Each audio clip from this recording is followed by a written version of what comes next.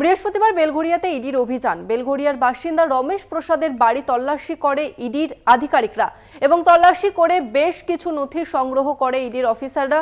গতকাল সকাল 6টা থেকে আজ ভোর 5টা পর্যন্ত জিজ্ঞাসাবাদ করে রমেশ প্রসাদকে।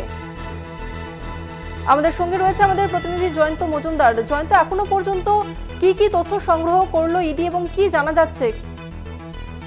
দেখো, যেটা জানা যাচ্ছে যে মূলত ইডি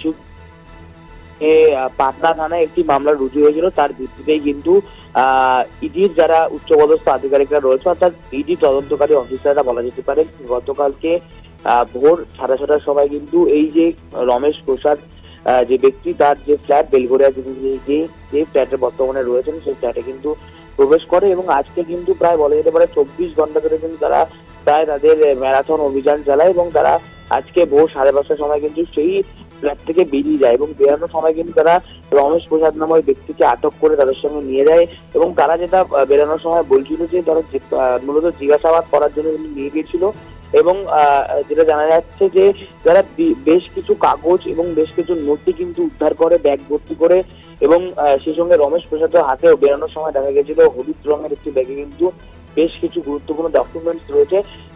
সেই রমেশ প্রসাদ সহ বেশ কিছু ডকুমেন্টস উদ্ধার করে কিন্তু আজকে ইডি তদন্তকারী অফিসাররা কিন্তু ভোর 5:30টার সময় কিন্তু বেলঘরিয়ার যে বাড়ি, বেলঘরিয়ার যে আবাসনে রমেশ প্রসাদ নামে ওই ব্যক্তি থাকতেন সেখান থেকে কিন্তু বেরিয়ে যান। মূলত জানা যাচ্ছে এবার সাইবার প্রতারণা হয়েছিল এবং তার ভিত্তিতেই কিন্তু ইডির এই অভিযান। আপাতত এটাই উঠে আসছে ইডি সূত্রের খবর এবং তদন্তের সাথে কিন্তু ইডির অফিসাররা কিন্তু আমরা দেখেছি গতকালকে রাত্রে 2:30টা নাগাদ কিন্তু রমেশ প্রসাদের যিনি স্ত্রী ছিল তাকে জিজ্ঞাসাবাদ করছে, প্লাস রমেশ প্রসাদের যে শাশুড়ি তাকেও কিন্তু একই রকম ভাবে জিজ্ঞাসাবাদ করা হয়েছে এবং গতকালকে একটা ছবি ধরা পড়েছিল যে 2:30টা নাগাদ ইডির আরেক তদন্তকারী অফিসার কিন্তু সেই রমেশ প্রসাদের ফ্ল্যাটে কিন্তু প্রবেশ করেছিল জিজ্ঞাসাবাদ করার জন্য রমেশ প্রসাদ নামে ব্যক্তিকে। এই সাইবার প্রতারণায় রমেশ প্রসাদ যে যুক্ত রয়েছে এবং ইডির কাছে যে সমস্ত নথি ছিল যার ভিত্তিতে ইডি কিন্তু তদন্ত করতে এসেছিল, সেই সমস্ত নথি কিন্তু ইডি অফিসাররা কিন্তু পুঙ্খানুপুঙ্খভাবে খতিয়ে দেখছে, এটা কিন্তু ইডি সূত্রে জানা যাচ্ছে। অর্থাৎ জিজ্ঞাসাবাদ করার পরেই রমেশকে আটক করে। ধন্যবাদ তোমাকে জয়ন্ত।